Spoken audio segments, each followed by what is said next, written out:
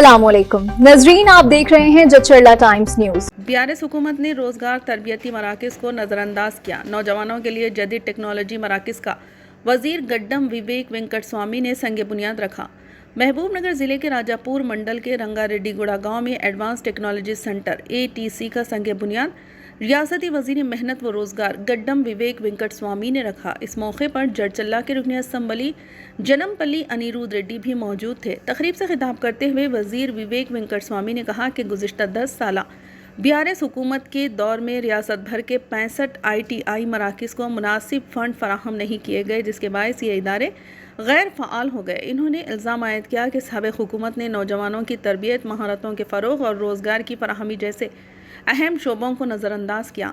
वज़ीर ने कहा कि वज़ीर आला रेवंत रेड्डी की क़यादत में मौजूदा हुकूमत टाटा ग्रुप के इश्तराक से 2200 करोड़ रुपए की लागत से रियासत भर में एडवांस टेक्नोलॉजी सेंटर कायम कर रही है। इन्होंने बताया कि इंतखाबी मंशूर में किए गए वादे के मुताबिक नौजवानों को रोज़गार के मौके फराहम करने और 2 लाख मुलाजिमतों की फराहमी के हदफ के साथ हुकूमत सरगर्म अमल है। इन्होंने मज़ीद कहा कि जदीद सनती तकाज़ों के मुताबिक नौजवानों को आला टेक्निकी महारतों से आरास्ता करना और सनतों के लिए तरबियत याफ्ता अफरादी क़ुव्वत तैयार करना रियासती हुकूमत का बुनियादी मकसद है।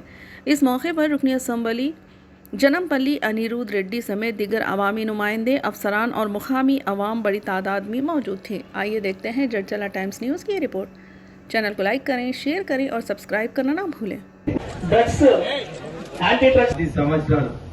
టీఆర్ఎస్ హయాంలో ప్రజలకు మనము ట్రైనింగ్ చేయాలి, వారికి మంచిగా ఉద్యోగ అవకాశాలు కల్పించాలని చెప్పి మన రాష్ట్రంలో ఉన్న 65 ITI సెంటర్లో ఒక్క పైసా కూడా అప్పుడు ఆ రోజులలో ఇన్వెస్ట్ చేయలేదు. ఇన్వెస్ట్ చేయనందువలన ఈ ITI సంస్థలన్నీ కూడా మూతపడే స్టేజ్కి వచ్చినాయి. ఆ సమయంలో మన ముఖ్యమంత్రి గారు రేవంత్ రెడ్డి గారు టాటా టెక్నాలజీ సెంటర్స్ తో మాట్లాడి మనము మన మేనిఫెస్టోలో పెట్టినాము, 2 లక్షల ఉద్యోగాలు ఇస్తామని చెప్పి మనం మేనిఫెస్టోలో పెట్టినాము.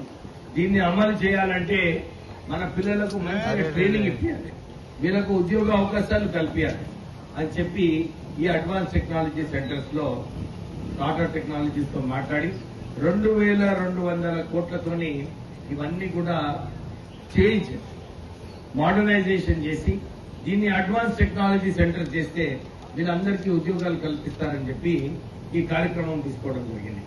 కానీ చాలా నియోజకవర్గాలలో ITI సెంటర్స్ లేవు, కేవలం 65 స్థానాలలో ఉన్నాయి. సరే, అన్ని నియోజకవర్గాలలో ఒక్కొక్క ATC సెంటర్ ఇస్తే బాగుంటుందని చెప్పి ఇంకా 53 టెక్నాలజీ సెంటర్స్ ఇంకొక 2000 కోట్లతోని ఈ టెక్నాలజీ సెంటర్ స్థాపించడం జరుగుతుంది. For the latest news, please subscribe to our channel, like the video and don't forget to share.